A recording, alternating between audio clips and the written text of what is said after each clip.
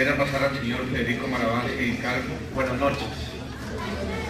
Un agradecimiento a la Universidad Técnica Nacional por esta invitación y por haber logrado esta importante actividad. Profesor Jonathan II, a don Javier, que ha sido el que se ha movido por todas partes, a su rector, se me ha olvidado lo buen orador que era don José, recuerdo las pugnas estudiantiles en el siglo pasado, donde estaba ahí también. Y a todos ustedes también un saludo muy bien, me parece un honor tenerlo aquí, a los compañeros de la mesa. La economía nos demuestra que los recursos no alcanzan para todo, entonces hay que hacer economía. Si los recursos alcanzaran, no habría que hacer economía. El caso del presupuesto es de gente que no sabe economía, que quiere hacer todo a la vez. No necesariamente los que lo están administrando, quienes históricamente nos llevan a estos puntos de complicación. Por eso se dice que el camino al infierno está empedrado de buenas intenciones. Porque si quieren hacer todo muy bonito, quieren hacer muchas cosas, al final de cuentas no hacen nada, pero se gastan la plata. Y los recursos son escasos. Si sobraran, tal vez no importa, pero nos han demostrado algunas otras economías, como la venezolana, que abundancia de recursos, abundancia de gastos. Que siempre hay que controlar el gasto, que siempre hay que ser ordenados, que siempre hay que hacer las cosas bien. La Constitución política es la norma principal y nos dice en el artículo 176 que los gastos presupuestos no deben exceder los ingresos probables. O sea, no debería haber déficit. Es inconstitucional que haya déficit. Lo que pasa es que nos vamos acostumbrando a esas buenas intenciones, que gastamos mucho contra la pobreza y vamos en el índice para atrás, cada vez más pobreza. Es un gasto ineficiente y les da miedo quitarlo el impacto social. El impacto social es el daño que nos están haciendo con un exceso de gasto y un gasto ineficiente. Ese es el impacto. Que se pueden quedar funcionarios públicos sin trabajo, nadie quiere que se quede la gente sin trabajo, pero las cifras de desempleo obedecen al peso del Estado en estas cuestiones. Es que no es inocente. No se trata como de estirar un poco la sopa y echarle un poco de agua para que alcance para todo. No es inocente, produce daños sociales y tiene consecuencias muy serias. Además de que es una violentación general del pacto según el cual vivimos. Don Otto Guevara tuvo la suerte de que en su primera diputación todavía la sala constitucional hacía un poco de caso a estos temas y resolvía algunas inconstitucionalidades. Luego se cansó, dijo que eran temas de legalidad y declinó hacer el control. Y cuando uno lo ve, es que desdichadamente todos se tapan con la misma cobija. El tema de pensiones es un tema seriosísimo. Si están en peligro las de la Caja Costarricense del Seguro Social, estamos todos en peligro con los otros regímenes. En el de la Caja se estima que por cada colón que ponemos el Estado pone otro. Eso es como el promedio general. En el de la Corte se estima que pone 8 colones por cada colón que pone un funcionario. Y en el régimen del Magisterio Nacional todavía no sabemos porque todavía no ha empezado a funcionar, sencillamente está con cargo al presupuesto el actual. Estas son cosas que no nos dicen. Entonces nos estamos hundiendo cada día más. Y no todos podemos depender de la planilla pública. Y cuando todos dependemos de la planilla pública pasa como Cuba, pasa como la antigua Unión Soviética, pasa como Venezuela, todos nos ahogamos. A Venezuela no le alcanza toda la cosecha de petróleo para sacar adelante las fronterías. Hay que manejarse. Y las sociedades pueden ser productivas. Pero además es que hay una estafa general. Allá en los años 90 le pusieron un alto impuesto a los combustibles para destinar a las carreteras. Ese fue el compromiso que se iba a hacer. ¿Y acaso lo gastaron en carreteras? Entonces dicen que ese es el ejemplo de lo que es el sector privado y el sector público. El sector privado produce automóviles, los vende, la gente los compra, el sector público no puede alcanzarlo con las carreteras, a pesar de tener el dinero. Aquí acaban de hacer y de inaugurar, casi no podemos llegar por eso, el que dicen que es el centro comercial más grande de Centroamérica. Víctor, la calle ha hecho un desastre. No llegamos, casi no llega, ni el ministro pudo llegar, ¿verdad? A a tiempo. Solo yo llegué, pero salí como 3 horas antes y me vine por los pillos. Para la cancha de pejar y entré por otro lado, pero aún así, en el filo. No puede ser, no puede ser. Y se queda viendo uno cosas, y dices que no puede ser. ¿Cuántos ya hemos hecho? La primera presa es por la famosa platina. ¿Cuánto llevamos hablando de la platina? ¿Cuánto nos ha costado lo de la platina? ¿Cuántos empleados públicos han perdido su trabajo por la platina? Ninguno. Están cobrando anualidades y con buen desempeño. Es que ese es el tema. Y luego el primer embudo, el primer puente. A alguien se le ocurrió hacer 3 pistas y cuando llegan al puente hay 3. Es esa clase de ocurrencias. Y ustedes, imagínense que eso es lo que vemos. Y lo que no vemos es sí, las pruebas de deserción, ¿cómo es? Las cifras de deserción han bajado en la educación pública, pero ¿cómo anda la educación? Si no les enseñamos nada, nadie va a acertar. Las pruebas PISA cada vez más mal. Y sigamos. Ciertamente estamos refiriéndonos al presupuesto nacional, una tercera parte del gasto público, en teoría, porque luego ya nos demostrará muy bien que hay unas transferencias a algunas instituciones públicas. 2/3 partes se gastan sin control legislativo. Hay un estricto control de la Contraloría, pero no se puede declinar el control político de nuestro dinero que están gastando. Y ahora me enojo con los diputados. ¿Cuántos intentaron bajar el presupuesto? Claro, ahora sale muy bonito la cifra para el año 16, un aumento de 2 puntos y piquillo, y con la inflación, aunque la María lo está frenando, ¿verdad? Con la inflación en teoría no creció. Pero el año pasado creció una barbaridad. Creció una cosa descomunal. Una irresponsabilidad política. Entonces no podemos estar así porque no cumplen la Constitución.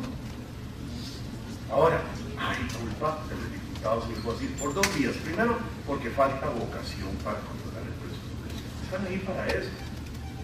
Y desdichadamente la mayor parte de los diputados que se meten a la comisión de hacendarios no es para controlar, sino para garantizarse sus partidas y sus gastos de interés. Desdichadamente. Y por otro lado, hay llenos de buenas intenciones, ¿verdad? Démosle mucho dinero a esto, démosle mucho dinero a lo otro. Y finalmente, es más el dinero que regalan que el que le entra al erario público. Y así no se puede hacer. La rigidez del presupuesto, increíble. 95, bueno, con un poco de vocación podrían bajarla un poco. Pero además los signos. Y no puedo dejar de decir, don Henry Mora, con plata pública, escribió, financiado por el rector de la Patria del Pueblo, en el Instituto Tecnológico, un opúsculo contra todos los que estuvimos a favor del TLC, hablando de la falta de democracia y muchas cosas. Y cuando está dirigiendo la Asamblea Política en materia del presupuesto, declara aprobado un debate en que perdieron la votación. Hasta la Sala Constitucional tuvo que aumentarle la plata. Y cuando tuvo oportunidad de hacer algo democrático, agarraron una plaza de chofer de la Asamblea Legislativa, le inflaron y pusieron a la presidenta del partido que los tiene ahí. Y ahí es que pellizcos matan un burro. Empezamos a despellizcar estas cosas y verán que sí hay una manera de bajar esto y de dar ejemplo. E insisto en que el tema no es inocuo. Insisto en que cada colón que se gasta de más en el gasto público nos cuesta sacarlo del área productiva. Y cada colón que se gasta mal es peor, porque resulta que las obras no crecen, los kilómetros de carretera no van más allá, el expediente electrónico de la caja lleva como 20 años y no aparece por ningún lado, la energía no baja, pero los salarios sí los están cobrando. Yo soy abogado, vivo esencialmente de eso, de si no hago juicios, y si no hago asesorías, y si no hago dictámenes, la plata no me entra. Seguro que el cliente me va a estar manteniendo por gusto, ¿verdad? Pero a veces esta excesiva bondad que tenemos con los empleados públicos lo que nos causa es que mucha gente recibe el salario aunque no haya trabajo. Lo importante es el empleo. Si había un ministerio que decían, en el Ministerio de Agricultura, que era mejor que ni llegaran para que no gastaran electricidad porque no hacían absolutamente nada. Bueno, esa es la realidad nacional. Los suizos tienen una carga tributaria muy alta, muy alta. Y en Ginebra, por ejemplo, dan media vuelta y pasan a Fernet Voltaire y pueden comprar carne y cosas más baratas en Francia y no lo hacen porque están contentos de cómo se gasta su dinero en el Estado. Están contentos de lo que hace el Estado con su dinero. Están contentos de los resultados. Y eso pasa en los países maduros. La gente está contenta con el gasto público, con la eficacia del gobierno, con los resultados reales. Nosotros a veces nos desprendemos. ¿Qué pasa si el gobierno se endeuda para el presupuesto del año entrante? El año siguiente tendrá que pagar más de deuda, más inflexibilidad en el presupuesto. Entonces, al final de cuentas, solo va a alcanzar para salarios. Entonces, nos tendremos que contentar con que no hagan nada. O sea, ni siquiera alcanza el presupuesto para mantener a los presos en la cárcel. Como regalo de Navidad no los van a soltar ahora. Ese es el tema grave del presupuesto. Y ciertamente, la técnica del presupuesto, dichosamente, doña Marjorie y también don José Francisco llaman a utilizar otras técnicas presupuestarias. El presupuesto no es como de están las partidas del año anterior y básicamente en la mayor parte de las administraciones dicen póngale la inflación o póngale 10% más de 100 antes y mándelo así. Entonces son unas cifras, unos códigos, unas partidas y la verdad es que si uno no tiene orientación se queda viéndolo y se queda como una gallina viendo un cepillo de dientes, no sabe qué hacer. Entonces necesitamos gente especializada, otra manera de presupuestar, poner a la administración pública en otra tesitura por resultados, por presupuestos base cero, ¿verdad? Que no se hereden los programas, tenemos que saber qué está haciendo la gente. Y a mí me duele muchísimo eso de que es que la plata solo alcanzó para pagar los salarios. ¿Y los programas? ¿Y los programas? Y esos programas de pobreza que entre más se gasta, o sea, no salen de pobres, no era para combatir la pobreza, o es para mantener a la gente en la pobreza.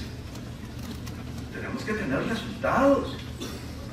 Y desdichadamente, en el control presupuestario, a algunos les parece aburrido. Presidir el Congreso, se supone que el mes de noviembre debe dedicarse a esto. Y cambiar el presupuesto es muy difícil, porque la única manera de hacer algo en plenario, ya fuera de la subcomisión y la comisión, es que aprueben convertirse en comisión general. O sea, que se abra el presupuesto a todas las mociones. Y eso les da pavor. O sea, les da pavor, no lo hacen. Entonces uno tiene que pedir la palabra y denunciar algún tipo de gasto, denunciar una partida, no puede ver la parte estructural, no hay manera de entrarle, es como una trampa.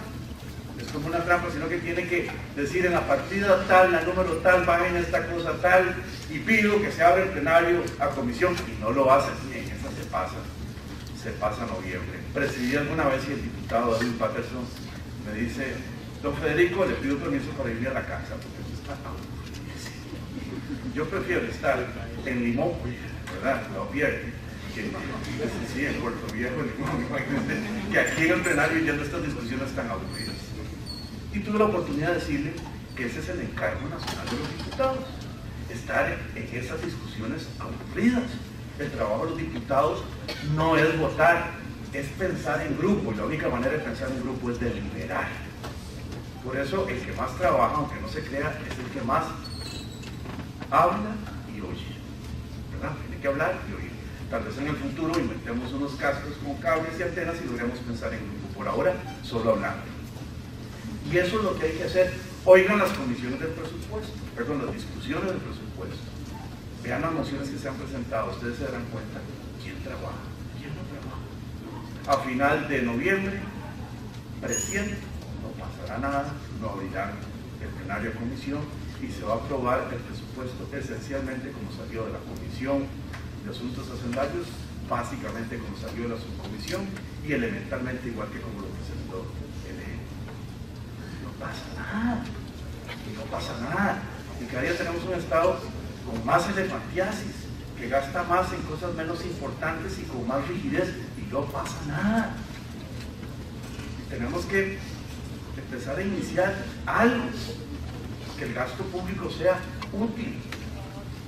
Incluso no importaría un tanto de déficit si es que uno dice, miren qué carreteras, miren qué escuelas, no digo escuelas solo en el sentido físico, sino que educación.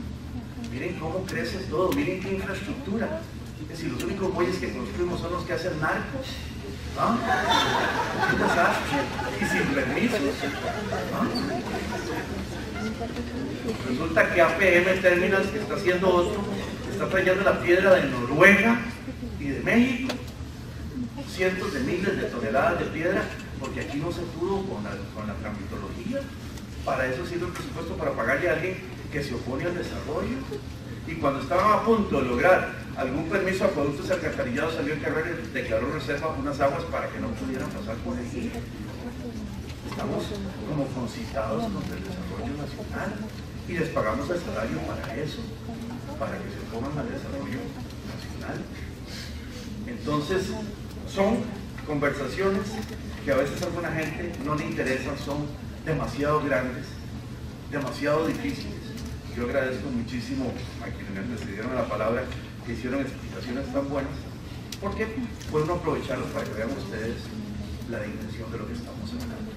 Y esto es como una inercia,